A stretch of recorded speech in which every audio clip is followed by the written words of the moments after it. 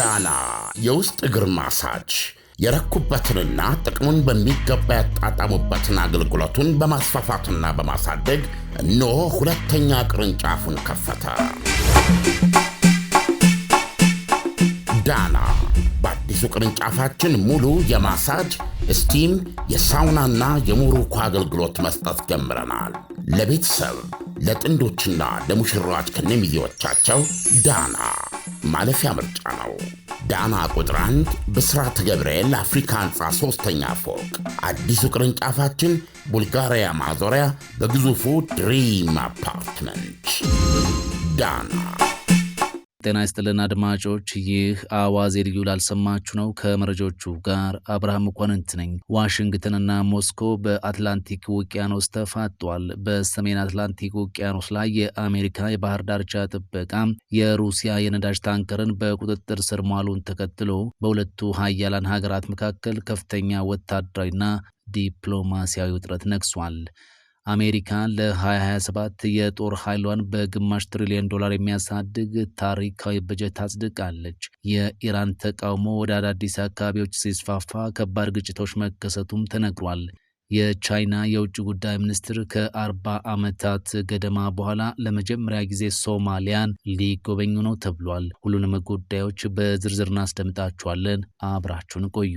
አሜሪካ ለ2027 የጦር ኃይሏን በግማሽ ትሪሊዮን ዶላር የሚያሳድግ ታሪካዊ በጀት አጽድቃለች። ዓለም አቀፋዊ ውጥረቶች ዋነኛ ምክንያት መሆናቸውም ተነግሯል። የዩናይትድ ስቴትስ ከፍተኛ ወታደራዊ አመራርና የሀገሪቱ ዋና አዛዥ ለ2027 በጀት ዓመት የሚውሉና የቀድሞዎችን ክብረ ወሰኖች በሙሉ የሰበረ የግማሽ ትሪሊዮን ዶላር ተጨማሪ ወታደራዊ በጀት ማጽደቃቸውን ይፋ አድርገዋል። ይህ ታሪካዊ የበጀት ጭማሪ ይፋ የተደረገው ዓለም በከፍተኛ የጂኦፖለቲካዊ ውጥረት ውስጥ ባለችበትና በተለይም በቀይ ባህር፣ በምስራቅ አውሮፓና በታይዋን የባህር ሰርጥ ላይ ያለው ፍጥጫ በከረረበት ወቅት መሆኑ ልዩ ትኩረት ሰጥቶታል። በጀቱ በዋናነት ሰው አልባ የጦር መሳሪያዎችን ለማምረትና የሰው ሰራሽ አስተውሎት ቴክኖሎጂን በጦር ሜዳ ላይ ተግባራዊ ለማድረግ ይውላልም ተብሏል። ከዚህ ባለፈ የሀገሪቱን ዲጂታል መሰረተ ልማት ከጠላቶች ጥቃት ለመጠበቅና በጠፈር ላይ ያለውን ስልታዊ የበላይነት ለማረጋገጥ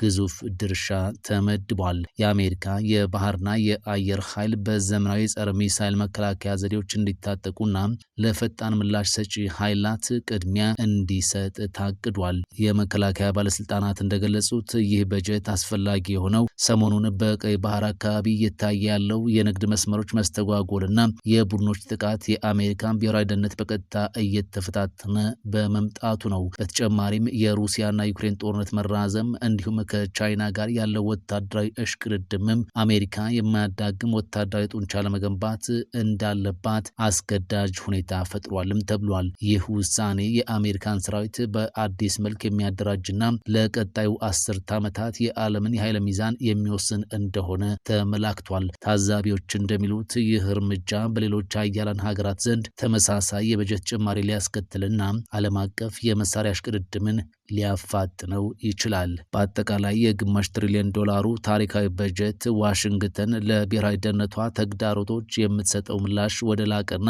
ወደ ዘመናዊ የቴክኖሎጂ ደረጃ መሸጋገሩን የሚያሳይ ማረጋገጫ ተደርጎ ተወስዷል።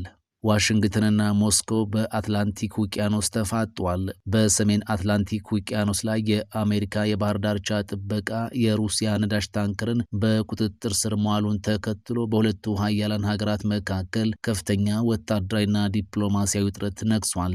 የአሜሪካ የፍትህ ሚኒስቴር ባወጣው መግለጫ የሩሲያ ሰንደቅ ዓላማ ያሰረችው ታንከር በቁጥጥር ስር የዋለችው ዋሽንግተን ማዕቀብ የጣለችባቸውን የኢራንና የቬኔዙዌላ ነዳጅ በህገወጥ መንገድ ጓጉዝ በመገኘቷ መሆኑን አስታውቋል። አሜሪካ ድርጊቱን ዓለም አቀፍ የፋይናንስና የንግድ ህግጋትን የጣሰ የወንጀል እንቅስቃሴ ስትል ፈርጀዋለች። በተቃራኒው ሞስኮው ድርጊቱን የጠብ አጫሪነት ተግባር ስትል ጠርተዋለች። የሩሲያ መንግስታዊ መገናኛ ብዙሃን የአሜሪካ የጦር መርከቦች ታንከሯን ከበው ሲከታተሉ የሚያሳይ ተንቀሳቃሽ ምስል ይፋ ማድረጋቸውን ተከትሎ የክሬምሊን ባለስልጣናት አሜሪካ በማዕቀብ ስም የባህር ላይ ዘረፋ እያካሄደች ነው በማለት ከሰዋል። ሩሲያ በምላሹ የአሜሪካን የንግድ መርከቦች ለማሳደድ ወይም ወታደራዊ ጥበቃ ለማድረግ ልትገፋፋ ትችላለች ተብሎም ይፈራል። በአትላንቲክ ውቅያኖስ ላይ የተጀመረው ይህ ፍጥጫ የዓለም የነዳጅ አቅርቦት ሰንሰለት ላይ ተጨማሪ ጫና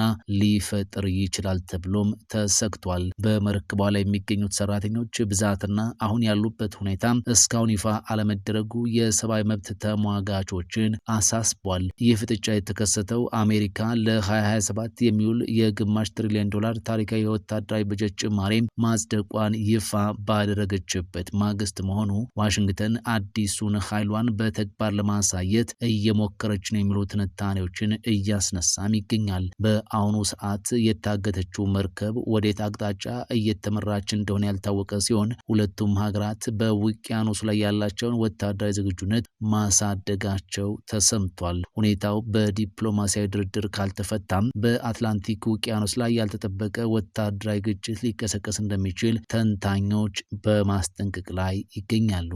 የኢራን ህዝባዊ ተቃውሞ ወደ አዳዲስ አካባቢዎች ሲስፋፋ ከባድ ግጭቶች መከሰታቸውም ተነግሯል። በኢራን በኢኮኖሚ ቀውስ ምክንያት የተቀሰቀሰው ተቃውሞ 11ኛ ቀኑን ሲይዝ ረቡዕ ዕለት በጸረ መንግስት ተቃዋሚዎችና በጸጥታ ኃይሎች መካከል ከባድ ግጭት ተቀስቅሷል። ለኢራን አብዮታዊ ዘብ ቅርበት ያለው ፋርስ ዜና ወኪል እንደዘገበው ሎር ጋርደን በተባለ ከተማ 2 የፖሊስ መኮንኖች መሳሪያ በታጠቁ ሰዎች መገደላቸውን ዘግቧል። በማህበራዊ ትስስር ገጾች የተለጠፉ ተንቀሳቃሽ ምስሎች የጥይት ድምጾችና ተቃዋሚዎችና የጸጥታ ኃይሎች በውጥረት ሲፋጠጡ አሳይተዋል። በሌሎች አካባቢዎችም የጸጥታ ኃይሎች ድንጋይ ሲወረወርባቸውና በተቃዋሚዎች ላይ ጥይትና አስለቃሽ ጋዝ ሲተኩሱ ታይተዋል። ተቃውሞው እስካሁን በ31 ግዛቶች ውስጥ በሚገኙ 111 ከተሞች መዛመቱን በአሜሪካ መቀመጫውን ያደረገው ህራን የተባለ የዜና ምንጭ ጠቅሷል። የዜና ምንጩ በተቃውሞ ቢያንስ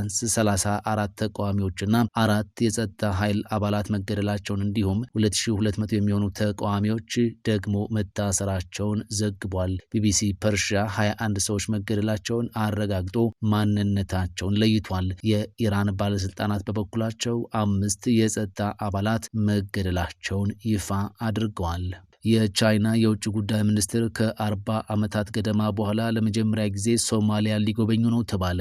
የቻይና የውጭ ጉዳይ ሚኒስትር ዋንግ ዩ ከዛሬ ጀምሮ ለ5 ቀናት ለሚቆይ ይፋዊ ጉብኝት ወደ ኢትዮጵያ፣ ሶማሊያ፣ ታንዛኒያና ሌሴቶ ሊጓዙ መሆኑን መስሪያ ቤታቸው አስታውቋል። የቻይና የውጭ ጉዳይ ሚኒስትር ለመጨረሻ ጊዜ በሶማሊያ ጉብኝት ያደረጉት በአውሮፓውያኑ በ1980ዎቹ እንደሆነ የዜና ወኪሉ ሮይተርስ ዘግቧል። ከዛሬ ታህሳስ 30 እስከሚቀጥለው ሳምንት ሰኞ ጥር 4 2018 ዓ.ም የሚቆየው ጉዞ የቻይናው የውጭ ጉዳይ ሚኒስትር በአዲሱ አውሮፓውያን ዓመት የሚያደርጉት የመጀመሪያው ጉብኝት እንደሚሆን መግለጫው ያስረዳል። የቻይና የውጭ ጉዳይ ሚኒስትር ላለፉት 36 ተከታታይ ዓመታት የዓመቱ የመጀመሪያ የውጭ ጉዞ መዳረሻቸውን ወደ አፍሪካ ሲያደርጉ መቆየታቸውን ጠቅሷል። ዋንግዩ ወደ 4ቱ ሀገራት የሚጓዙ በቀረበላቸው ግብዣ አማካኝነት ነው ተብሏል። ከውጭ ጉዳይ ሚኒስትሩ አፍሪካ መዳረሻዎች መካከል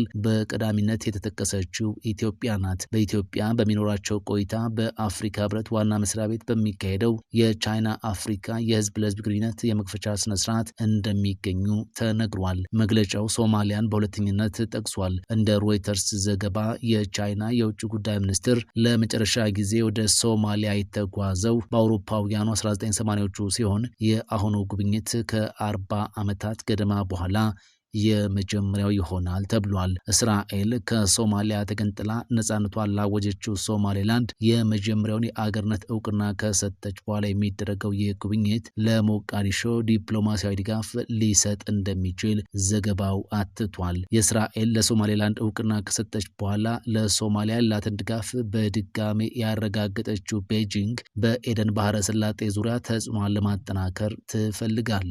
ይህ ቀጠና ወደ ቀይ ባህር መግቢያ ከመሆኑም በላይ በስዊዝ ካናል በኩል ወደ አውሮፓ ገበያ ለሚጓዘው የቻይና ንግድ ወሳኝ መተላለፊያ መስመር ነው። ዳና የውስጥ እግር ማሳጅ የረኩበትንና ጥቅሙን በሚገባ ያጣጣሙበትን አገልግሎቱን በማስፋፋትና በማሳደግ እነሆ ሁለተኛ ቅርንጫፉን ከፈተ። ዳና በአዲሱ ቅርንጫፋችን ሙሉ የማሳጅ ስቲም፣ የሳውናና የሞሮኮ አገልግሎት መስጠት ጀምረናል። ለቤተሰብ ለጥንዶችና ለሙሽራዎች ከነሚዜዎቻቸው ዳና ማለፊያ ምርጫ ነው። ዳና ቁጥር 1 ብስራተ ገብርኤል አፍሪካ ህንፃ 3ኛ ፎቅ። አዲሱ ቅርንጫፋችን ቡልጋሪያ ማዞሪያ በግዙፉ ድሪም አፓርትመንት። ዳና ፈጣን ያልተሰሙ መረጃዎችንና ትኩስ የኪነ ጥበብ ዜናዎችን ለማግኘት የቁም ነገር ሚዲያ የዩቲዩብ ቻናልን በመቀላቀል ቤተሰብ ይሁኑ። ቻናላችንን ሰብስክራይብ ያድርጉ። በቲክቶክም አለን። ቁም ነገር ሚዲያ ኦፊሻል ብለው ይከተሉን። እናመሰግናለን። ቁም ነገር ሚዲያ፣ ለቁም ነገር እንሰራለን።